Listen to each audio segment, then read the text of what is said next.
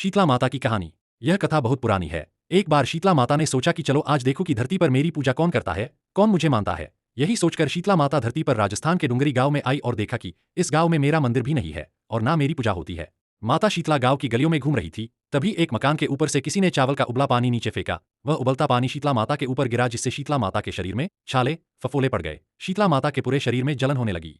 शीतला माता गांव में इधर उधर भाग भाग के चिल्लाने लगी, अरे मैं जल गई, मेरा शरीर तप रहा है, जल रहा है, कोई मेरी मदद करो। लेकिन उस गांव में किसी ने शीतला माता की मदद नहीं की। वही अपने घर के बाहर एक कुम्हारन बैठी थी। उस कुम्हारन ने देखा कि अरे यह बूढ़ी माई तो बहुत जल गई है, इसके पूरे शरीर में तपन है, इसके पूरे शरीर में छाले फफोले पड़ गए हैं, यह माई तपन सहन नहीं कर पा रही है।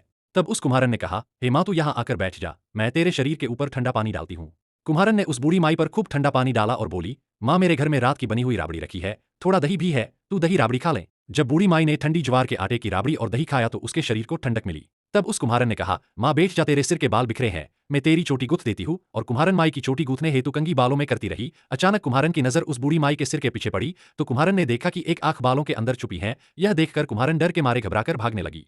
तभी उस बूढ़ी माई ने कहा, रुक जा बेटी, तू डर मत, मैं कोई भूत प्रेत नहीं हूँ, मैं शीतला देवी हूँ। मैं तो इस धरती पर देखने आई थी कि मुझे कौन मानता है, कौन मेरी पूजा करता है। इतना कहकर माता चार भुजा वाली हीरे जवाहरात के आभूषण पहने, सिर पर स्वर्ण मुकुट धारण किए शीतला माता अपने असली रूप में प्रकट हो गई। माता के दर्शन कर कुम्हारन सोचने लगी कि मैं गरीब शीतला माता को कहाँ बिठाऊं। तब माता बोली, बेटी तो किस सोच में पड़ गई। तब उस कुम्हारन ने हाथ जोड़कर आंखों से आंसू बहते हुए कहा, हे माँ मेरे घर में तो चारों तरफ दरिद्रता है, सामान बिखरा हुआ है, मैं आपको कहाँ बिठाऊं, मेरे घर में ना तो चौकी है ना बैठने का आसन। तब शीतला माता प्रसन्न होकर उस कुम्हारन के घर में खड़े हुए गधे पर बैठकर एक हाथ में झाड़ू दूसरे हाथ में डलिया लेकर उस कुम्हारन के घर की दरिद्रता को झाड़कर डलिया में भरकर फेंक दिया और उस कुम्हारन से कहा, बेटी मैं तेरी सच्ची भक्ति से प्रसन्न हूँ, अब तुझे जो भी चाहिए मुझसे वरदान मांग ले।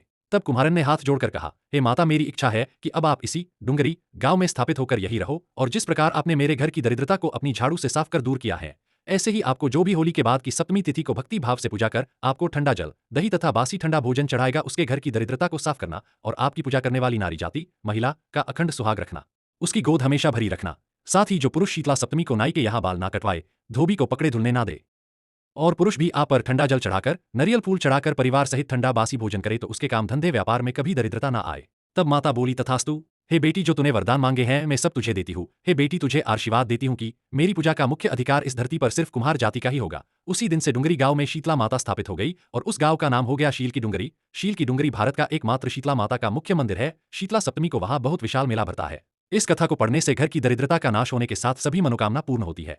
जय शीतला माता, जय माता दी।